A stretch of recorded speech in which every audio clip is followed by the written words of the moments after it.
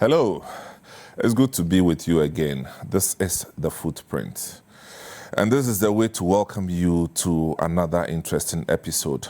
We started by speaking with Captain Joel Sowu, and he took us through his footprints, and I'm sure most of you enjoyed it. And for those of you who could not be with us, maybe you could check us out on YouTube and just look for CityTube on YouTube, and you can have part one.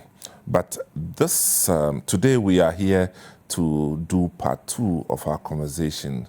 So I welcome you to be part of this program. We'll be right back.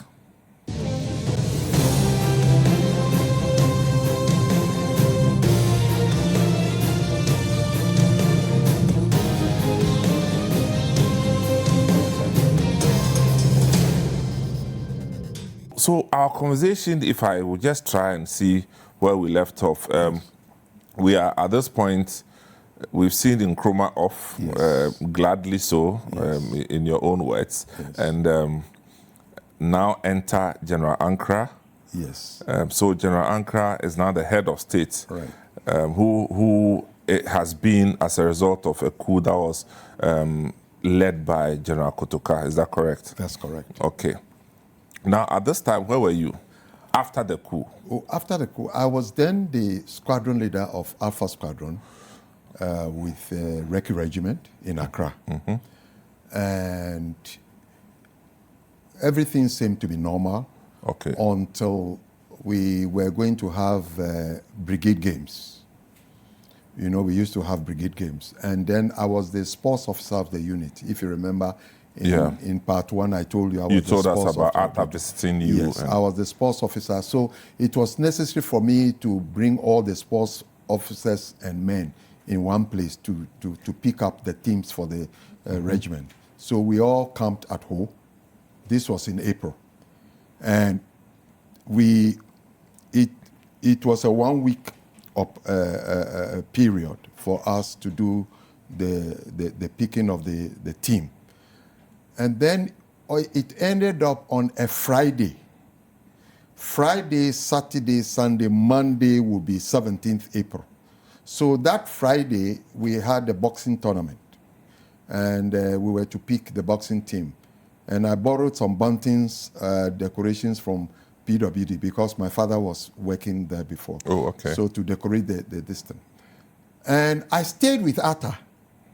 You mean you stayed with him or he stayed with you? I stayed because he was in Ho.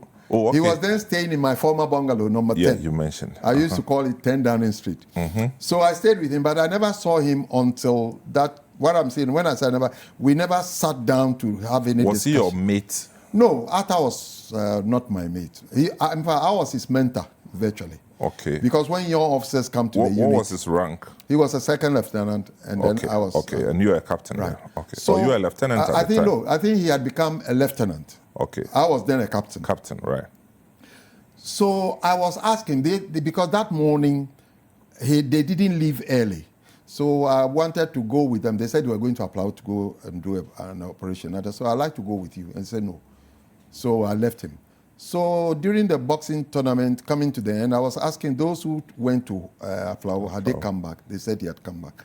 Then I said, where was Atta? And so he came, but he never came near me.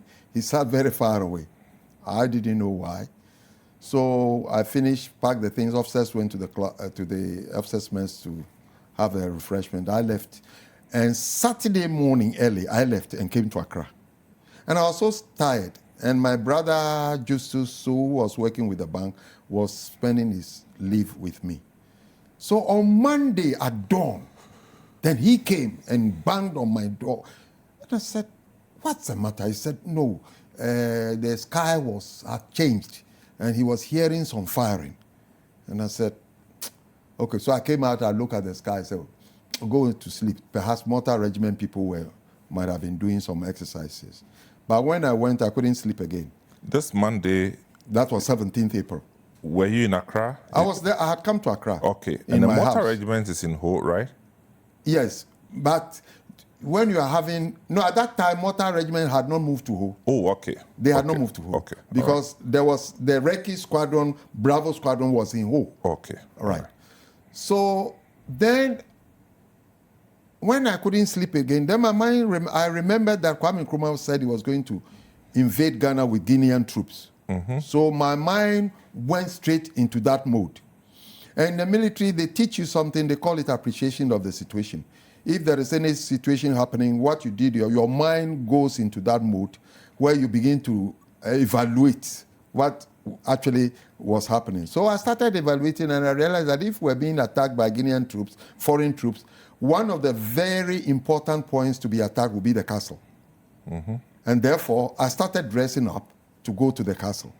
But on second thought, I realized that if I was in military uniform and I'm seen by the troops or the foreign troops, I would just be shot on sight because I was in military uniform. So I removed the military uniform again, put on a white shorts and a blue interlock. Then I came down. And drove. The use of interlock, most of the young people won't even understand. How would they call it now? Well, round neck or polo shirt or one of those things. Call it I think polo shirt would be more appropriate. Yeah, so that's interlock for you people. So the polo shirt. So at that time there was no papaya, but the junction is still there. So people can relate it to now if I say Papaya Junction and turn right and went to the castle.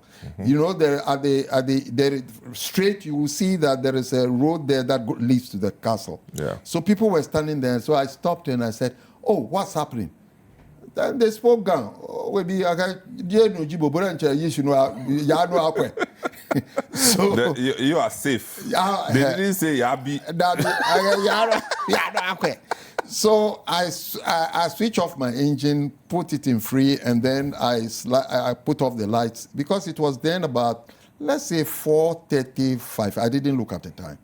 And then as I went down a little bit, the firing started again. So I reversed, and they started mocking at me. You know, to which, unto a man, won't you go again? Yeah. So I turned around, came back to my house. I was living at Kuku Hill, where opposite the moderator's house. And then I said, okay, let me try Bemakam phone to see whether I could get anybody. The main lines were cut, but we had the Navy commander Kwe, PF Kwe. He was the commander of the Navy. So just not to cut you because of time, okay. Because you've narrated this bit in episode 1. Right, okay. And we have moved to when you noticed that it was a coup d'etat. Right. And then you caught up with them at some point. No, okay. When I got to the unit. Yes, the unit. And I back chased, to the unit. and Yes. then I brought the soldiers in. You know, and then I saw a military intelligence officer, told him what I'd done, and he said, I told him I was going to a castle. Do you remember the name of that officer? It's called, when I remember it, along the line, I'll tell you. But he's a fair-colored person, and he belonged to the military intelligence. He said, broadcasting was much more important than castle. That's how I even went to Broadcasting Corporation. And then when I got there, then I just got the idea that let me tell the nation. At this point, had you, were you in uniform then? No. You are still... No, by this time I had borrowed an overall. I had borrowed I think a beret or jungle hat or something like that. I borrowed a jungle boots. So it was not my own uniform because I was in blue. Did you have any weapon? No. Okay. I never had any weapon. And so that's what happened. And Mike Egan, he was then in GBC2 at that time. Then he interviewed me about the thing. You drove to GBC? Yes. Was it with the military vehicle? With my own car, GE 9004 Morris 10. Morris 10. That's car. Bonyo. Okay, so you went in, yes. and then announced to the nation that But did he know that you're a military officer? Who? Mike Egan. No, but at that time I was then in a borrowed military. Okay, so it was obvious that you're a military man. Okay. No, I had gone to the studio. I had already made the announcement in GBC 1. So he came and invited me to GBC 2. Okay. So this is, I just want to get the Yes, logic. So yes. you, a military officer with no weapon, you went to GBC. Yes, and some officers had already been arrested, like Wanyote. They had been arrested by those who were staging the coup.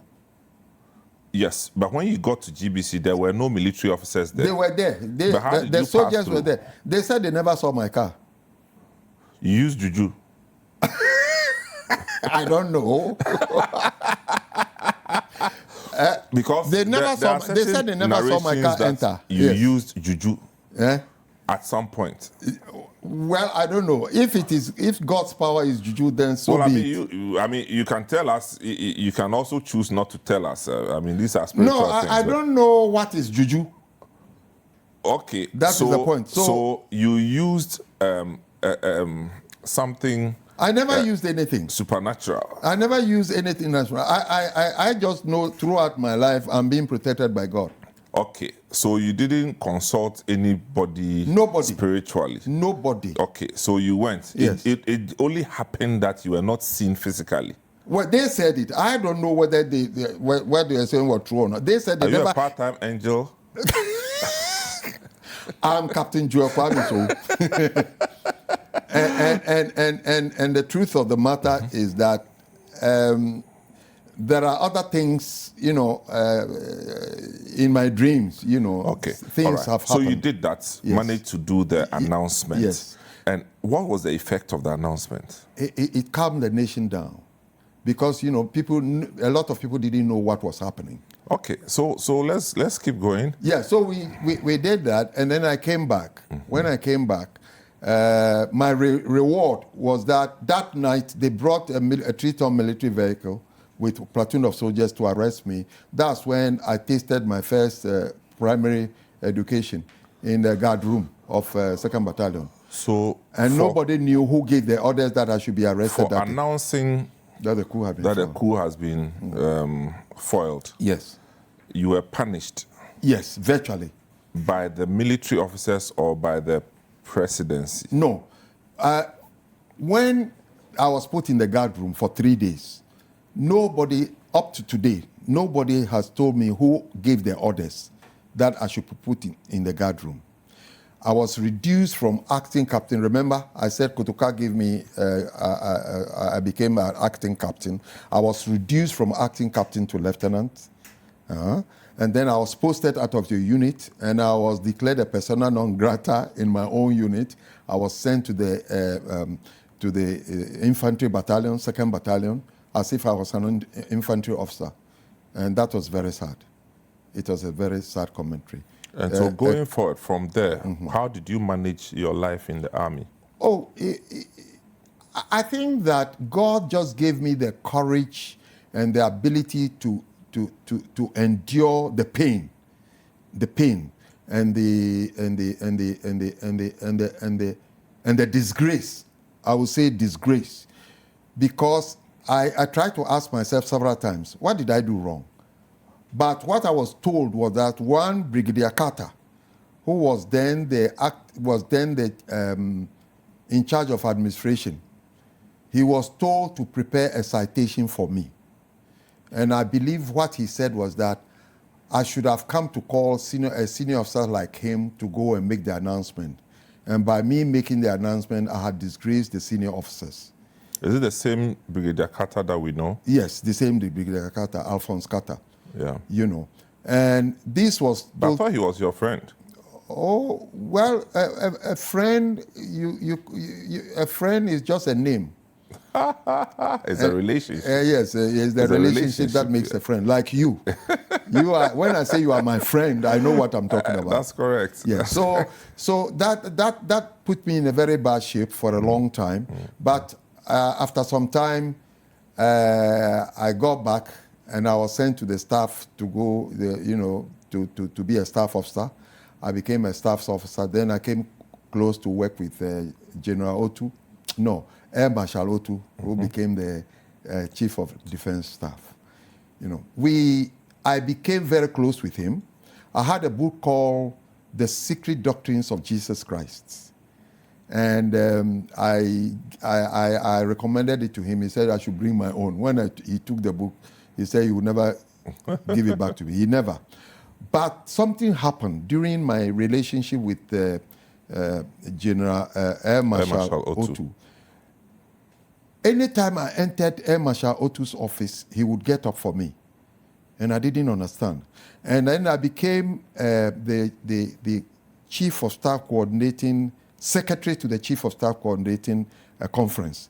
And everybody, they were all senior officers, and I was the only captain amongst them. Your captaincy had been restored. Has been restored at this point. And then they'll be having a meeting, they'll be talking, then he will call me and say, come. Then he said, what do you think about all the nonsense these people are talking about? Tell me what you think. And then I will tell him. Then he said, go. When they ask you, say it's a confidential matter between chairman and secretary. And then he will repeat verbatim what I had told him. Then all the senior officers would say, Joel, what have you done to... Because everybody feared Air Marshal Otu. They said, what have you done to this man? It looks as if the man, anytime you entered his office, he would get up for you. But I said, I hadn't done anything. Because in those days, well, I'm not ashamed to say it. I used to fast a lot. Sometimes I'll fast 30 days and all that. I used to fast a lot in those days. And I'll go to the beach. You mean Christian fasting? Yes. And then I'll roll. You are not hungry. You're just fasting. Yeah, I'll go to Boti Falls during Easter. For retreat. Yes. I'll spend the time with a person like Kene Ewa in those days. Oh, Kene Ewa, yeah. And one officer, Mr. Another friend. Easter time, every Easter time we were in Boti Falls, you know. To go and pray. I guess all those things helped me in my work. All right, so at this point, General Ankara was still head of state? Yes. Okay, because the coup had been foiled. Yes. And you were living your life. I live my normal life. Okay, good. So we will be coming back to Captain Sowu very soon. After this break, we want to know from Captain Sowu how he made a transition into the Buzia regime as well, because it looks like one regime, one prison, one regime, one prison. So let's see whether he made it in the Buzia regime with another prison term. We'll be right back.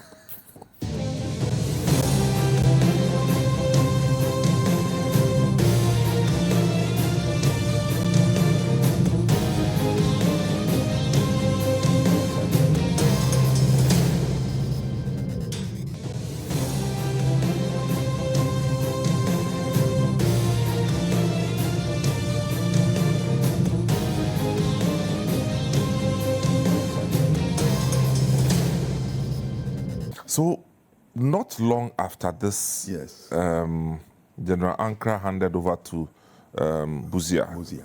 Good. He became a prime minister.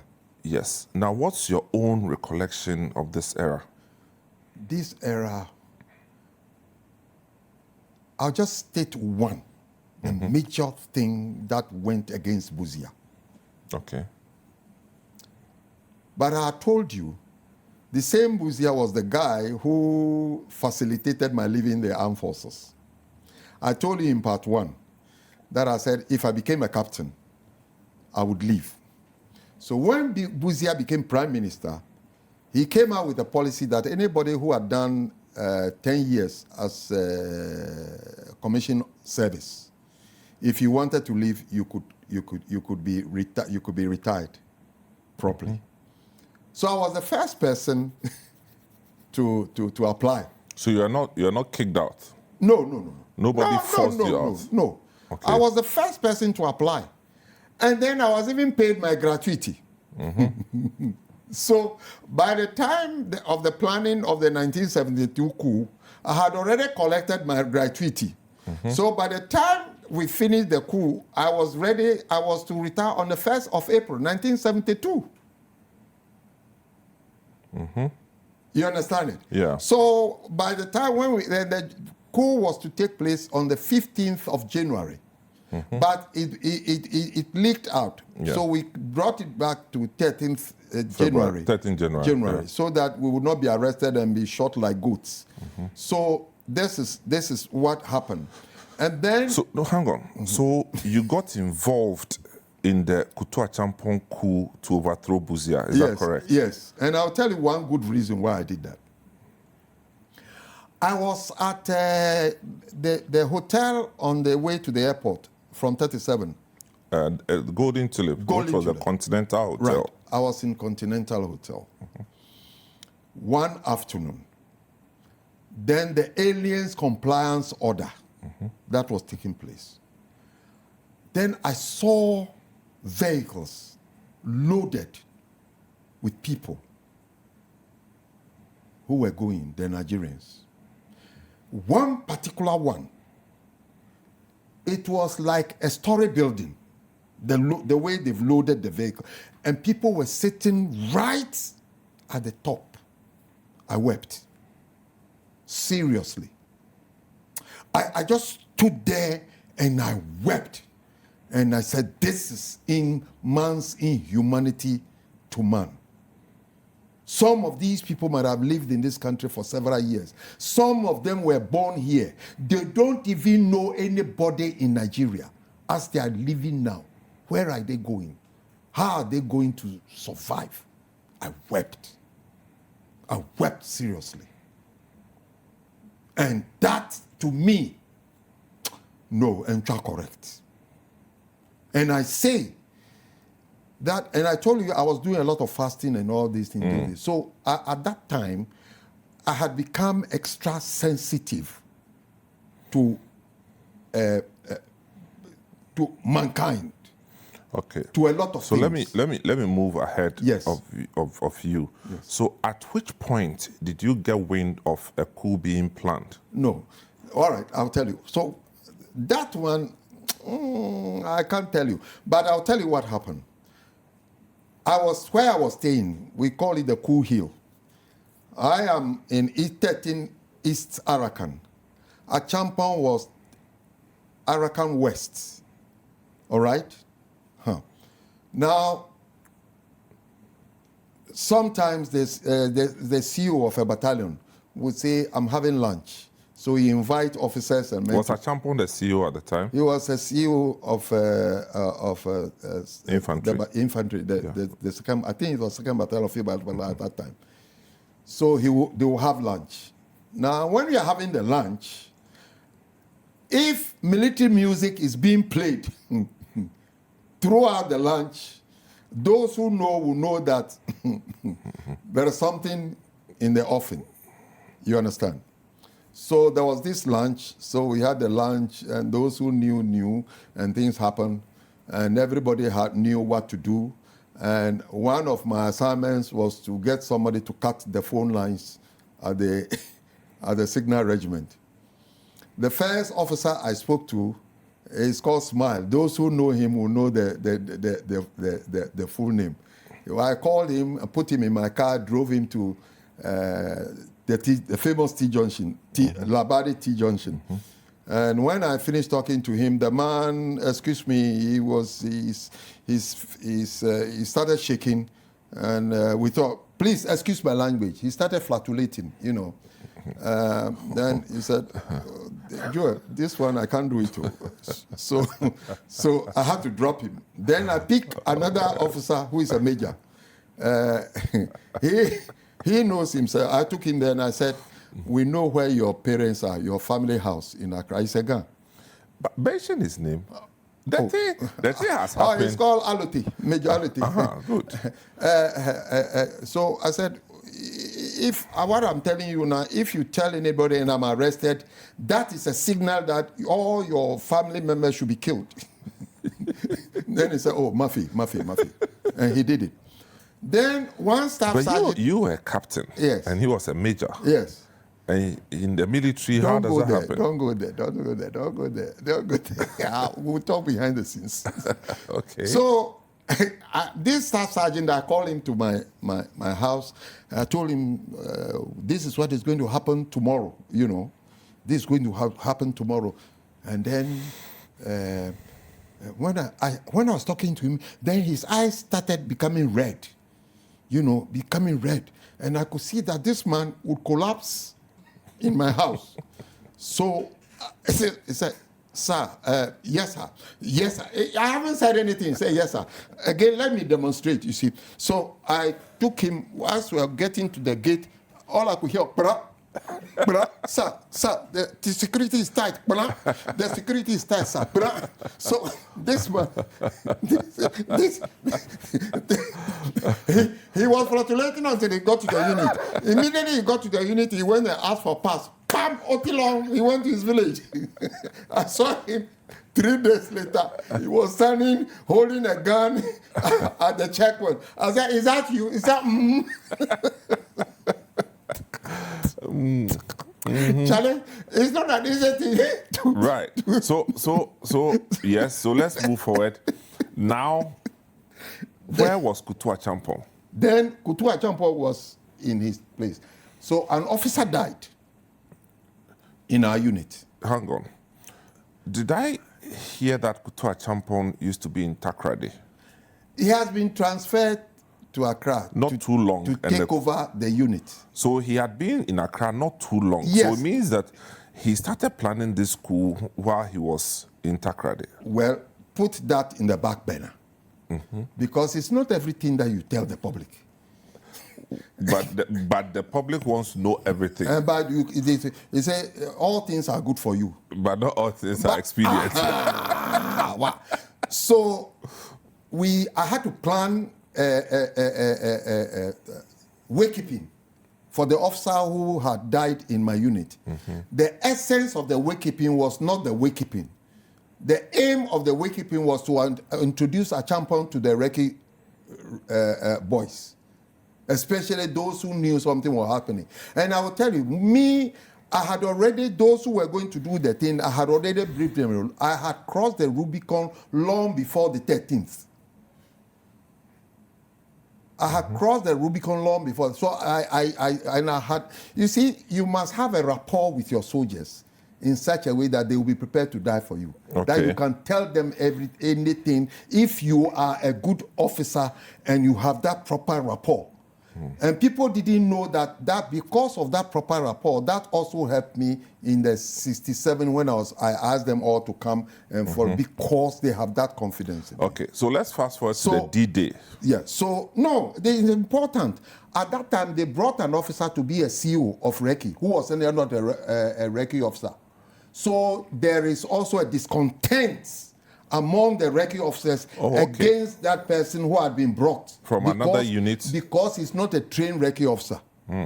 So Achampong came. When Achampong came, I went and picked him from his house and brought him to my unit. So then when I introduced him, then this is interesting.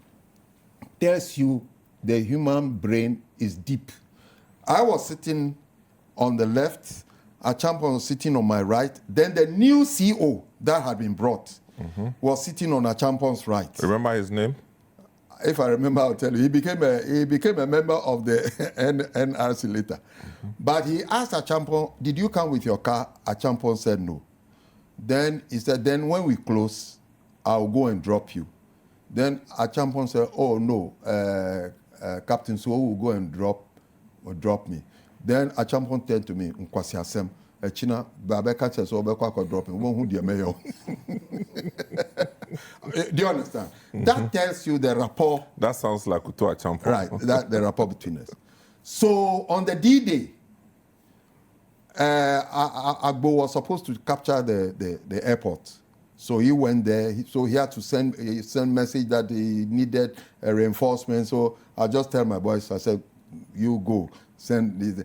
And Salome, who was supposed to be a 2IC of my unit, was there. And then when the boys were moving, he didn't know what was happening. He was like, what's happening? I said, shut up. I mean, so the boys moved. And then, getting to about 8:39, Achampong and Bedu came to Recce Regiment. So, who? Bedu, Major Bedu. He became a... Colonel Bedu? Yeah, he became who became Colonel Bedu later? At that time. So he said, oh, Joel, Anokwenu was supposed to capture Flagstaff House. We can't find him, so can you capture Flagstaff House? And I said, oh, no problem. And the way I said no problem, they didn't think that really... It was too good to be true. Yes. So I said, you send a company through 37, I'll go through Flagstaff House. So by the time the company arrived in Flagstaff House, I only one ferret. And I never carried a gun too. That was one thing with me. So when I got to Flagstaff House, I jumped out of the ferret and I started shouting. I'm counting 10. By the time I finish counting 10, no matter who you are, come lie down and put your arms on the right. 1, I'm booming now. 2, by the time I got to 6, they all come, they laid down, put their arms on the right, and then Akufo came. He was then a colonel. He was the colonel GS at the Flagstaff House. So he came and I saluted him and I said, you are under arrest, sir. And I saluted, gave him the proper compliments, and then the infantry arrived. Had arrived, yes. So I asked for the Land Rover, put them inside the Land Rover, and they went. And then they took him to the Cool Hill, Gonda Barracks at that time. Kenneth Echimensin, if you've heard of the name, he became... Yes, of course. This man was hiding behind our armory, our quarter guard. When Akutu Achampo arrived at the Reki regiment, he just went and said, sir, I support you. They put him in the car. That was all his qualification. The man became a minister of state. It tells you. And then what happened? I went to external, telecommunication external, and ordered them and said there should be no communication for 48 hours, in and out. And I brought them all down to where is now is a car park now. They've built a car park there. Yeah, it was an street. open square. Yeah, that's correct. I put them all. I put them all there. Then I went on a one-man patrol with my ferret. You know, went through confidence patrol. I went through the town, drove through the town, and then came back. Okay. Now you hear announcement, this so have been appointed minister for so secretary for so whatever it is. Commissioner. Nothing happened. And then people ask me, but Joe, we thought you were the one staging the coup. I said, I'm not the one staging. But why we not hear anything about it? I don't know. So come April 1st, April Fool's Day, this thing was due. I retired. And then I went to food distribution. Please, my life was not coup d'etat. Well, there were other aspects. Well, so you went to food distribution. Yes. Who asked you to go there? I think the government sent me there. So you were recognized? Yes, I was. Okay. Well, food distribution regional manager, Charlie Plantain, you are going to sell plantain and cocoyam. But at the time, and that time, food distribution was quite active. Yeah, but it was in the back burner. Yeah, it was. Until I went to food distribution. Then I went and shook the whole place up. Okay, so and brought into the front burner. You went there as a regional manager? Yes. In charge of which region? Accra region. Greater Accra. But they realized that Kumasi was more critical. So later on, I was sent to Kumasi, Ashanti region, where I became very active. In those days, food was difficult. They were finding it difficult to find. So this is between 72 up until 74, thereabouts. Yes, 73, 74. So this would usher us into the commencement of the Operation Feed Yourself. Exactly, ma.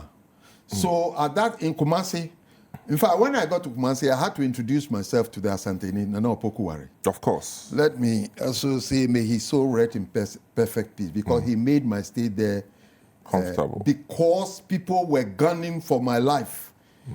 Because some people are taking government money, and I was forcing everybody to bring it like nobody's business. So 74 would have either Major Kwame Asante or Colonel Bedu as regional commissioner. No, at that time, I missed a bit. Kwame Asante, you made me remember Kwame Asante because I was with him in Ministry of Labor. Right. And that's where I collected a lot of money, those who borrowed money from Cocoa Marketing Board.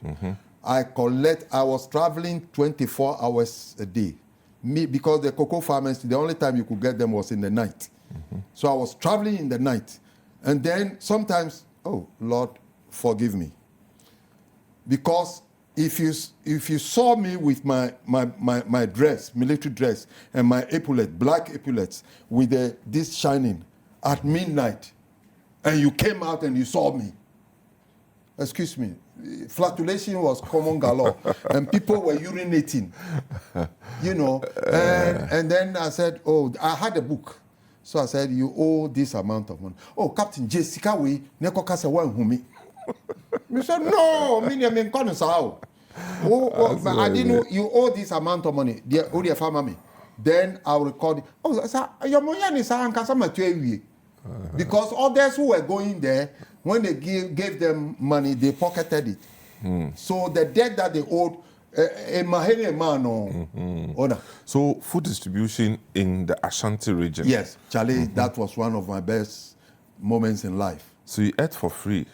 No, I bought plantain. I was selling. I bought the plantain.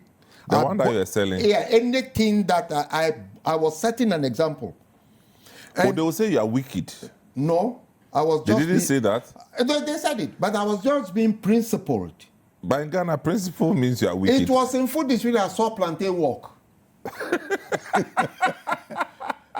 I would be in my office, and what they didn't know was that occasionally, especially when they brought the food to be discharged, I would be up and I would be watching. You see, they'll take a bunch of plantain and put it somewhere. When you go the next time, it has moved from here to another place. So I was watching this particular plantain until it reached the gate. And then I came down. I said, this plantain has walked from this place to this place. Without wheels. Without the place. You know. Oh, okay. So it was interesting. Good. So your era introduced us to food Operation Feed Yourself. I'm curious. I'd want to know. I actually want to know what your role would be in Operation Feed Yourself, because it was a major campaign for food sustenance in Ghana. Yes. But we'll do that after this short break. This is still Footprints.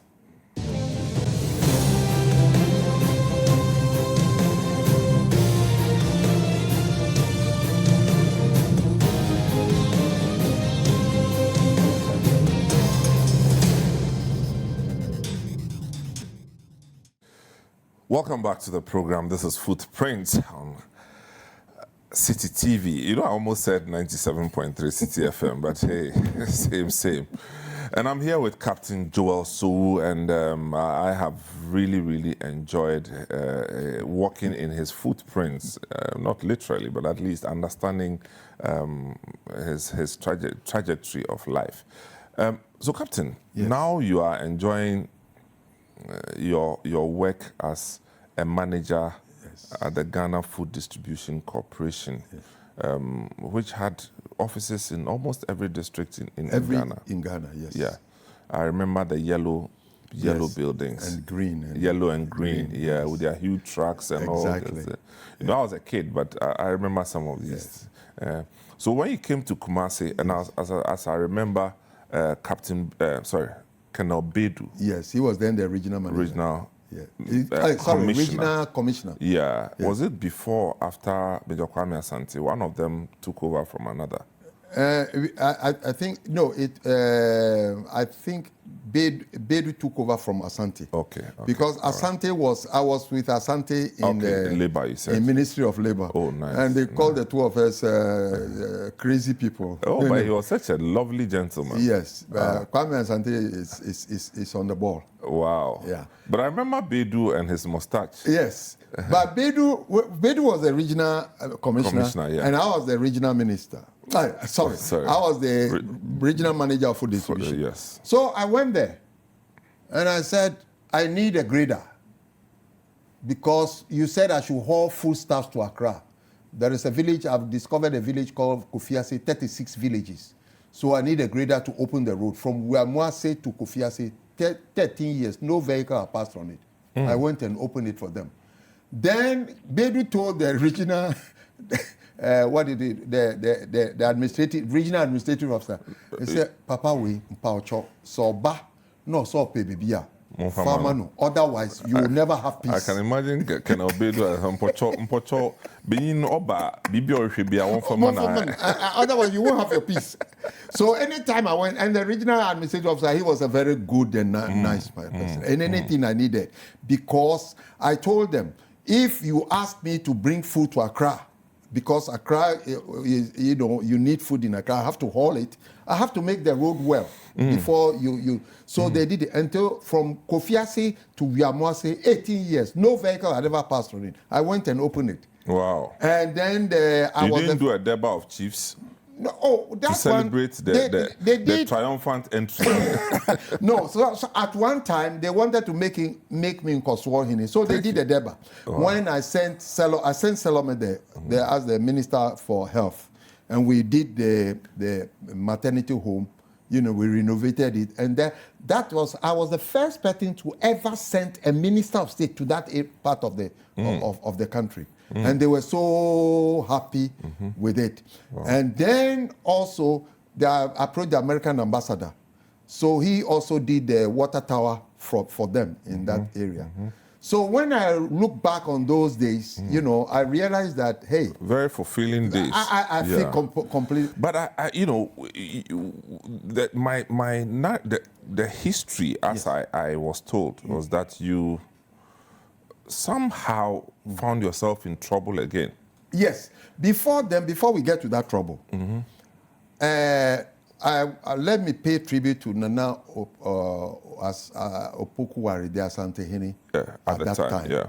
Oh, like I said, people were trying to steal government money, and I had to put my life on the line. And they were planning to kill me, all sorts of things. They went to him and complained, said, Monfiho, when or Hamo saying, Semuya Cronfor, my Yasika, or Piasca, no, Mose, or Yenufio, obey. Then I was transferred again to Accra. Why? They say the manager here, Accra, a boy, a moment doing. So I came to Accra. And then I changed the face, and I wrote the duties of the regional manager right up to the messenger for food distribution. So it was adopted. Then I helped a German company to win a contract. Not physically, but I prayed. They came and I prayed, and they won the contract. It's called Kulinagel. And they said, they were so happy. They said, what can we do for you, immediately? I said, a trip to Holland, London, Paris, Germany, and back, we'll do the trip. So what were you going to do there? Oh, just sightseeing. So they did. You had seen them in movies? Oh, no. What I'm saying is that I just wanted to visit those countries. Well, I show here. Yeah, I show you, Charlie. I mean, I feel. Oh, Pobla. Me I feel. Oh, man, I'm a So when I got to Holland, then the officer at The Hague came. He knew I was coming, so he met me and he said, "Don't go back to Ghana. They will arrest you." I said, "What?" "Oh, Charlie, we have got the intelligence report that Charlie, you are involved in planning a coup, so they will arrest you." I said, "Oh, I'm not planning anything, so I'll go back." So I came back to Ghana. Bam. You were arrested? I was arrested. This time, you hadn't done anything. That's the one that sent me to Sowu to do my PhD. But who was doing the coup? They said we were doing the coup. No, but of course. At that time, there were different. All right, they were arrested me. Arrested von Bakustein. I think Wemegan, he was a warrant officer. Agoha, he was a sergeant. He was still they were all in the service, but I had already retired, remember? But I was already a retired officer. But not coup sent, not Joe. So everywhere he went, the I coup was doing good. I was doing good. So they searched my house, but you see, you're talking about friend. Agoha was with me in the rec regiment, and he was supposed to be my friend. But I wanted to test his loyalty. Okay. So I told him, said, bring me part one orders. Don't ask me part one orders. It's a technical term for some of our... What orders? Part one orders. Part one I said, orders. bring it to me. So he brought the part one orders, and then as he was there... Which time is this? Sorry. You mean when you came back from Holland? When I came back from Holland. You were not arrested immediately? No, during that time, we were being followed. Oh, okay. That's why I was telling people when the government communique came out, I was telling them, please, before they arrest you, they would have followed you for a long time. So when he brought the part one orders, he was there, and I intentionally lifted up my carpet and put it there. I wanted him to see that I had put it there. Okay? Later on, when I was arrested, they came to search my house. They searched every place without that place. And as we were going, then the officer said, oh, remaining something small. So they came straight to that place and picked it up. Then I knew that Papa no, on yet, I was a setup, which meant that all the time that we were going, whatever we were discussing, it was. During those days that I went to Nyaho in Tema and spoke to him. At that time, in Tema, actually, the reason why we went there, you know, our ammunition depot is there. The one that brought about some... near the Michel camp? Yes. Okay. You know, because we wanted to see the officer who was... So you went to Dr. Nyaho Tamaklo? Yes. What for? Oh, we were discussing what for. Charlie, No, I just want to get there. At this time, you were not a military man. Yes. You were with food I was distribution. a free man, yes. You were food distribution, and you went to Nyaho Tamaklo at Michel camp. Yes. To do what? Because discuss. from the civilian point of view, if you are an appointee of the government, you are seen as part of government. Yes. So you are part of government, and you went to discuss what? And I was a free man. Well, free, yes. Yes, and I have if things were not going But you on, are distributing the food. But the setting. Okay, let me put the whole thing in proper context. Because we are about rounding up. So, I said it in part one, but let me repeat it for people who might have forgotten. The military was not to rule. We were to get... No, don't worry about that. Yes. So did you go there to discuss coup d'etat? Oh, we discussed coup d'etat. Okay. Yeah. And you were arrested later? Later. So it means you were involved? But I was not planning a coup. Hey. There's a difference between planning and a difference between... executing. And talking. But aiding if and I say, abetting. And abetting. No, if I say, China best stage coup, and now we are send Nyama Nkoyi, so say bibi. Okay. Okay. That is not planning a coup. Okay. So when were you arrested then? Oh, sometime later. About 3-4 months later. Did you know they were coming to arrest you? Oh, I knew. Because the way I was being followed, even, excuse me, when I went to the look, I knew somebody was standing behind my window watching the color of my destiny. What I was deciding there. And when were you arrested? The way I was arrested is interesting for you to know. It was like we were in Wild West in America. I went to, because they had gone to a champion that I was planning a coup. So they were going to arrest me and Von Bakustan. A champion said, without me and Von Bakustan, he would never have become head of state. So he would not agree for us to be arrested. But they came and arrested us without a champion's this thing. Nkegbe was the minister for Agric at that time. And he said I was one of his best officers. Therefore, he would not... So a champion said I should be transferred to Bolgatanga so I could go and stage the coup in Bolgatanga. So when they were trying to transfer me, Paul Nkebe was fighting that I should stay in Accra because I was one of the best regional managers in food distribution. Do you understand? So without the knowledge of our champion, we were arrested and put in this thing. Now, before then, I was transferred. So I bought my ticket to take a plane to Kumasi and then travel to the north. That night, I had a friend in Dansoman. So I went to visit a friend. And it went deep into the night. And I knew I was being followed. So about 12 o'clock, 1 a.m., I got up. And when I started the car, everybody, I heard about 10 cars sparking. They chased me from Dansoman to Obechebi. When I got to Obechebi, I went around it twice. They scattered. Then I came to Circle. I went around it, they scattered. Then I came to 37. This time round, Lomoaga, who was the military intelligence officer, he went this way and crossed me and pulled a pistol on me and said, Captain Sowu, you are under arrest. And I said, for what? He said, you yourself, you know. Look, listen, let me tell you. If you want to hear more from me, wait for my book or ask them to do part 3. But quick one. Yes. So you are arrested and fast forward, you went to Nsawam. No, we were sent to BNI headquarters. And then from BNI headquarters, we were sent to region, BNI region. From BNI region, then we went to Usher Fort. Usher Fort, we stayed at Akuse Ward. And from Usher Fort, we went to courts. From courts, then we went to Nsawam. So you ended up at Nsawam. Yeah, where I did my PhD. For how long? 3 years. Thank you. This has been The Footprint. My name is Samuel Atamensa.